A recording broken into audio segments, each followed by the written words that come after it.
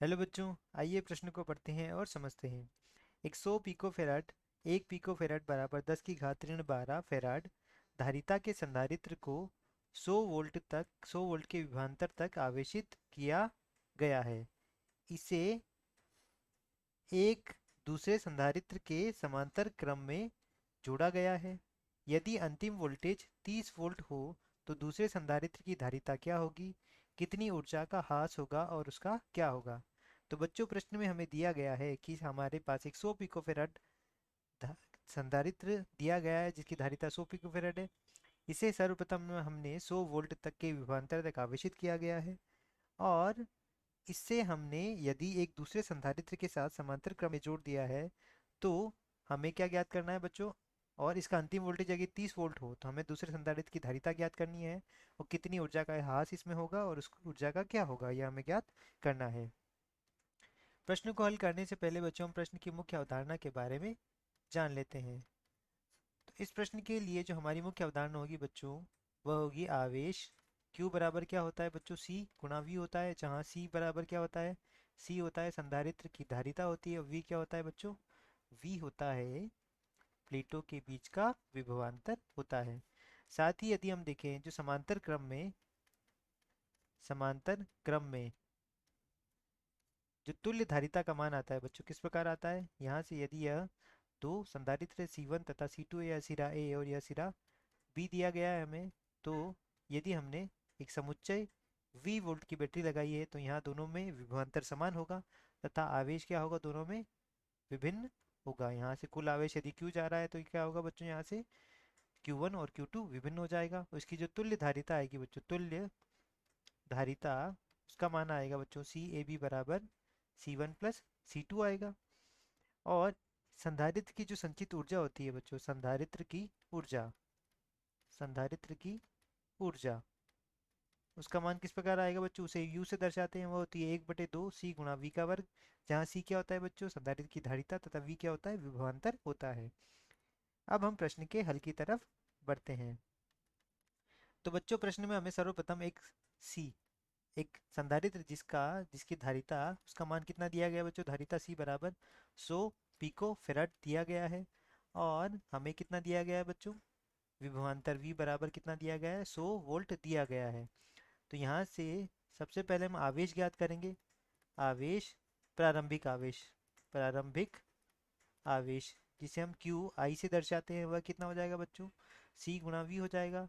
तो 100 pico farad गुणा 100 volt हो गया, तो यह कितना हो गया बच्चों, 10 की घात 4 पिको कूलम हो जाएगा। कितना हो जाएगा बच्चों, यह हमारा प्रारंभिक आवेश हो गया।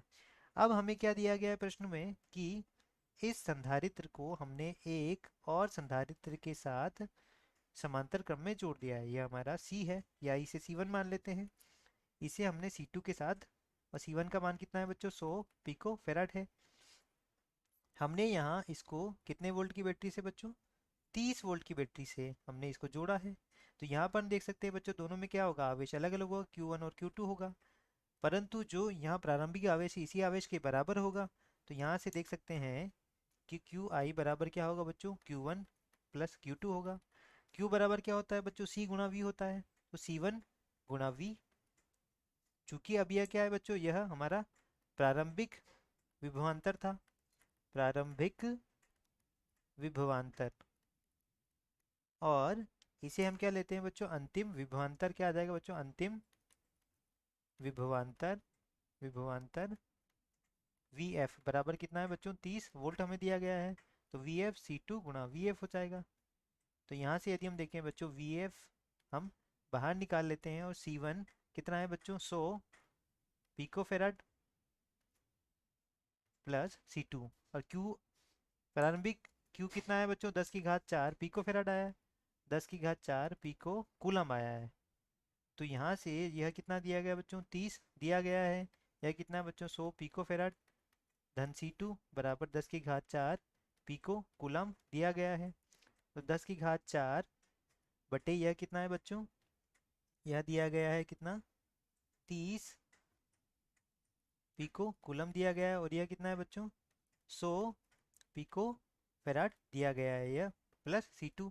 तो यहाँ से बच्चों यह कितना हो जाएगा, 30 वोल्ट है, तो यह हो जाएगा हमारा बच्चों 10⁻⁴/30 पिको फेराड ऋण 100 पिको फेराड बराबर कितना आएगा बच्चों, C2। तो C2 का मान यहाँ से कितना आ जाएगा बच्चों, यहाँ से यदि हम देखें 100, यहाँ से यदि हम बाहर निकाल लें तो यह हो जाएगा 100 पिको फेराड बाहर निकाल लें तो यह हो जाएगा बच्चों 100/30 ऋण 1।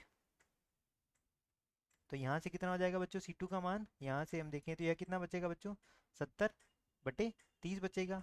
तो यह हो जाएगा बच्चों 7000/30 गुणा कितना हो जाएगा, 10⁻⁻12 फेराड, यानी इसको क्या लिख सकते हैं, शून्य से शून्य कट जाएगा।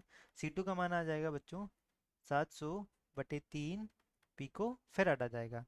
इसे यदि हम और हल करें तो बच्चों यहाँ जो मान आएगा हमारा कितना आएगा, वह आ जाएगा C2 का मान। C2 का मान कितना आ जाएगा, 3 से यह कितनी बार जाएगा बच्चों, 2 बार जाएगा, और यहाँ से एक और आएगा 233 पिको फेराड आ जाएगा। यह हमारे दूसरी संधारित्र की धारिता आ गई है। अब कितनी ऊर्जा का ह्रास होगा, तो यहाँ से यदि हम ज्ञात करें बच्चों ऊर्जा का ह्रास कितना होगा बच्चों, वह होगा हमारा, मान लेते हैं प्रारंभिक ऊर्जा, प्रारंभिक ऊर्जा वह क्या है बच्चों, वह यू आई है। अंतिम ऊर्जा क्या है बच्चों, अंतिम ऊर्जा वह है बच्चों यू एफ है। तो हमें यू ज्ञात करना है बच्चों, तो वह क्या आएगा, यू एफ माइनस यू आई आएगा। अंतिम ऊर्जा के लिए हमें क्या ज्ञात करना होगा बच्चों, इन दोनों की ऊर्जा के बराबर जो ऊर्जा, इन दोनों में जो ऊर्जा का ह्रास होगा और प्रारंभिक ऊर्जा इससे आएगी, तो प्रारंभिक ऊर्जा का बच्चों क्या आ जाएगा, 1/2 C गुणा V का वर्ग। C कितना है बच्चों, C हमें दिया गया है 100 पिको फेराड दिया गया है, गुणा V का वर्ग। V कितना है बच्चों, हमें V दिया गया है प्रारंभिक स्थिति में 100 वोल्ट हमें दिया गया है, तो 100 का वर्ग हो जाएगा। और यहाँ पे अंतिम ऊर्जा क्या आएगी बच्चों, चूंकि यह दोनों क्या है, समांतर क्रम में जुड़े हैं, तो यहाँ से C1 तथा C2 की आएगी ऊर्जा बच्चों, तो 1/2 C1 प्लस C2 गुणा V अंतिम का वर्ग हो जाएगा। तो यहाँ से यदि हम देखें तो क्या हो जाएगा बच्चों, U बराबर 1/2 C1 और C2 100 pico farad plus 233 pico farad गुणा V का वर्ग, यानी 30 का वर्ग माइनस 1/2 100 पिको फेराड गुणा 100 का वर्ग, यह आ जाएगा। तो यहाँ से यदि हम ऊर्जा का ह्रास ज्ञात करेंगे बच्चों, तो यह आएगा हमारा, यह प्रारंभिक आएगा बच्चों, कितना आएगा हमारा, प्रारंभिक आएगा बच्चों कितना आएगा, 5 × 10⁻⁷ माइनस 1.5 × 10⁻⁷, यह क्या आएगा बच्चों, जूल आएगा। तो हमारी जो ऊर्जा का ह्रास होगा वह कितना आ जाएगा बच्चों, 3.5 × 10⁻⁷ जूल, इस ऊर्जा का ह्रास होगा, ऊर्जा का ह्रास होगा। और यह क्या होगा बच्चों, यह क्या होगा इसका, इस ऊर्जा का, इसका यह ऊष्मा में परिवर्तित हो जाएगी, यह ऊर्जा ऊष्मा में, ऊष्मा में परिवर्तित होगी, परिवर्तित होगी। यही हमारे प्रश्न का उत्तर है। आशा करता हूँ आपको समझ आया होगा। धन्यवाद।